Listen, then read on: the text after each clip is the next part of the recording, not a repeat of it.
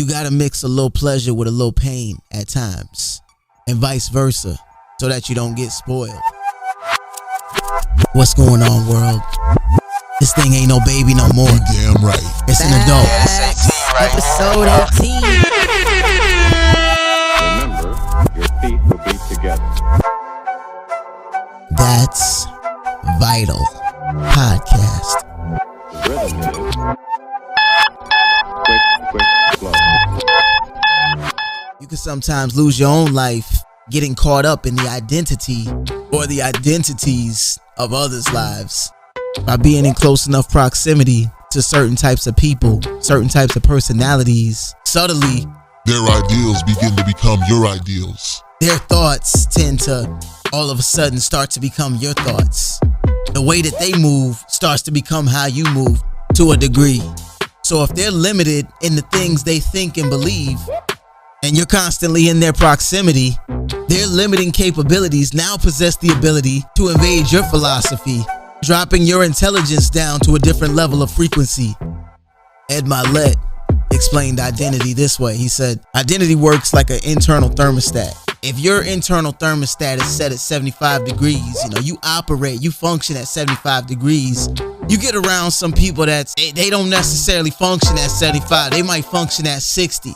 You get around them for a little bit of time, all right, that might not change your temp. But if you're around them constantly, eventually your temperature is going to begin to drop. As you find commonality with these individuals, you're going to find common ground in your temperature. So your temperature might begin to drop from 75 down to 65. On the other side of the spectrum, though, if you're a 75 degreer, nothing wrong with 75 degrees, and you find yourself hanging out more with people whose internal temperature is set at 80 or 85, now your temperature is going to climb the more you're around that person. Your standards are going to raise. You're going to start thinking different. And as a result, you're going to start to move different.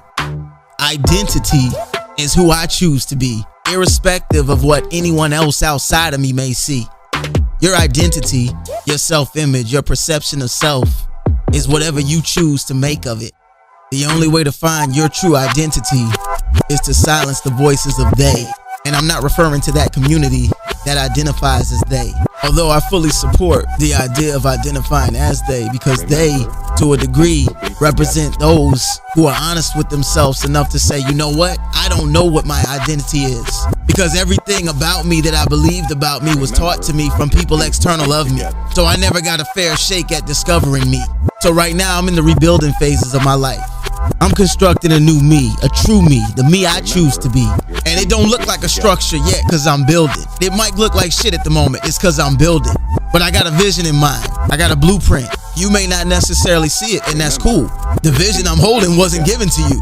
Once this new self-image, this new identity of mine is complete, then I'll be able to be identified with this thing. But until then, the only thing I can truly identify with right now, if I be honest with myself, is they.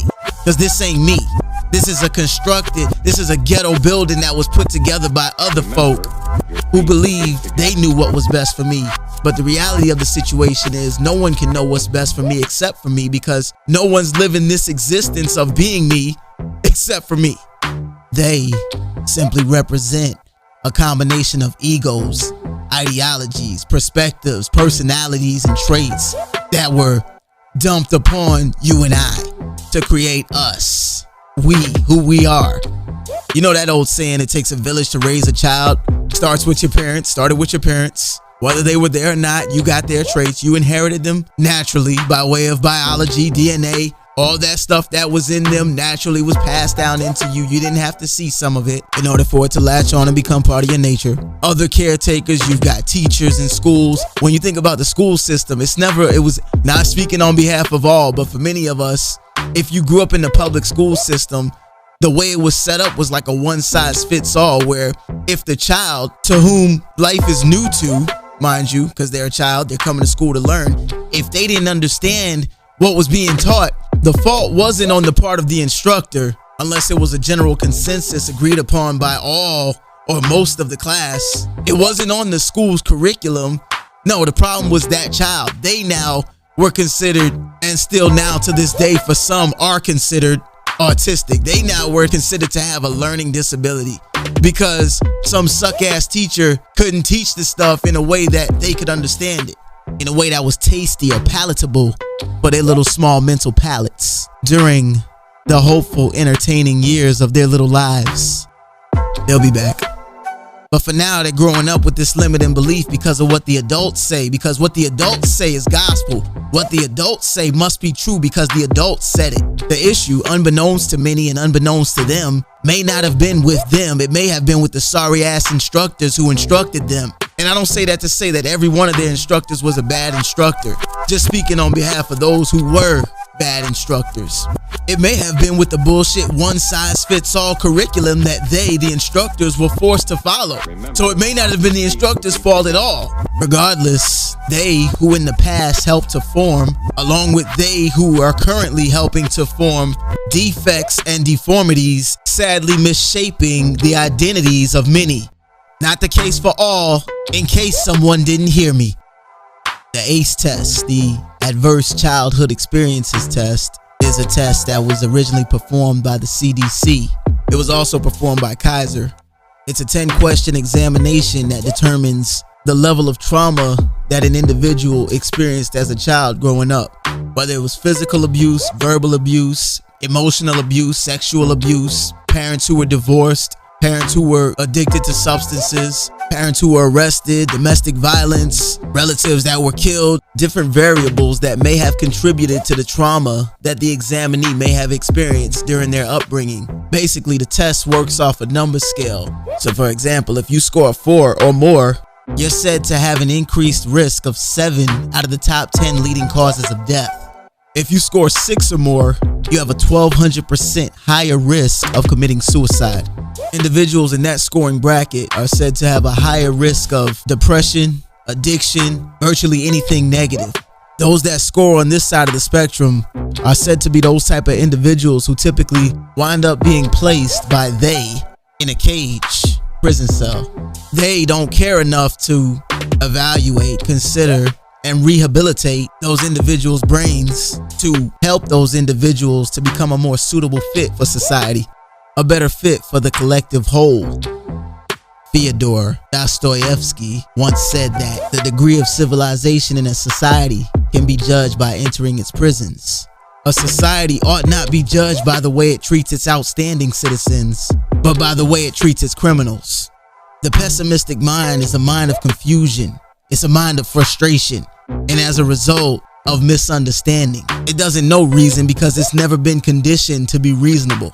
It embraces and holds dearly to its fight or flight animalistic nature, those naturally inherent survival instincts. It's borderline barbaric.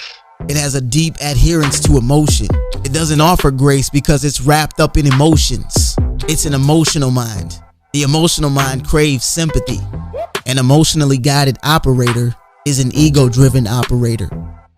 Ego can also be looked at as external governing order. It's people outside of you, people, things, circumstances outside of you that cause you to move in a certain way, that disturb your peace, your sanity, your sanctity, your sanctimonious harmony with yourself.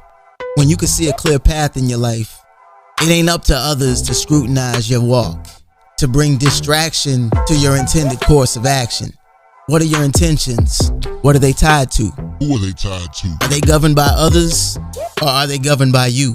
If your intentions are never to hurt, harm, or do harm to others, and never is it your intention to do harm to you, and if you find reasonable reason within yourself for how you move, then you need to move in the way you feel inclined to, the way that you truly desire to move, the way that your inner spirit is telling you to move. Something that you feel strongly within yourself or you know within your heart to be true, you ain't got to explain it to anybody else. When you start explaining, you're letting ego control you. And if it ain't controlling you internally, it's controlling you externally.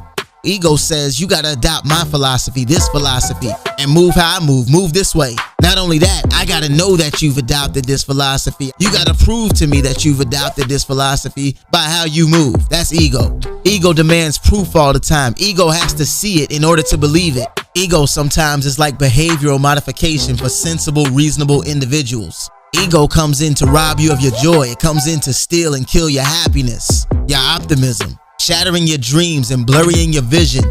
Watching you, I just kept thinking how unbelievably big your ego must be. Oh my god. What the hell? Oh, damn the devil! Damn the devil to hell!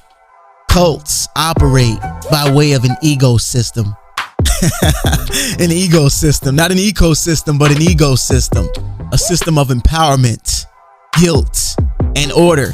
To get you in, they'll give you a philosophy of empowerment. Make you feel good, make you feel like any and everyone outside of this is missing out. And you're a better individual as a result of being part of this. You could turn your nose up with this pompous ass attitude at all who dare not to be part of this. Because what's going on here is great. And as a result of being a part of this, you know more. You know better than them. You know better than everyone else. To keep you there, a philosophy of guilt, subtle indoctrination, so that they're not actually keeping you there by way of physical force or literal death threats, but your belief that if you leave, you'll achieve nothing in life, probably even lose your life, and be doomed to an eternal damnation. Finally, to convert your thinking and your movements, they're gonna give you a specific order to follow. Be mindful, because not every cult happens to be a radical, ritualistic, robe-wearing, ceremonial, you can never leave here type of organization. Oh no, you could come and go as you please. Just don't lose this philosophy. Keep this philosophy in your heart. Take it wherever you go. Trust in and believe in this philosophy alone. The mind Relax. The body reacts.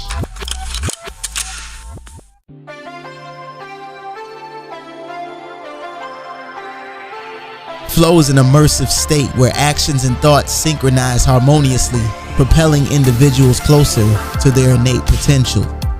Nurturing this state requires a gentle release of rigidity and complete surrender to the moment.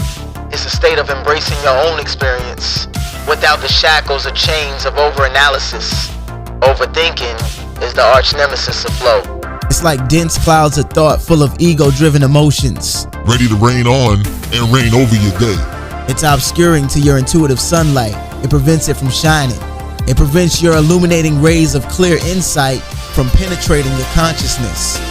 Relax. When you relax, you realize. When you relax, you begin to see things through the lens or lenses of real eyes. Through the lens of a single pair of eyes. Your eyes. Not someone else's eyes. Not someone else's perspective. Your own perspective. There's a very thin line between patience and panic. And when you're not operating on the side of the spectrum that aligns with patience, defaultably you're moving in a state of panic. Panic demands immediate results. Panic can cause you to operate in frantic fashion. Never let other egos entrap you. Don't allow what they say to get to you, to shape, mold, and dictate what you do and how you move. They may not function at the same level of truth within themselves that you do. Your identity should never be tied to your community, because identity is individuality. Identity is inside of me and never external of me. Ego is everyone and everything external of a singular individual, a singular identity that's competing for the attention and full focus of that identity. Ego demands that the scale be tilted in its favor. It doesn't respect identity. It doesn't see it as a 50-50 mutuality. It only focuses solely on the benefits that it itself is going to receive. A mind headed toward the direction of better is just a mind moving away from fear, away from insecurity.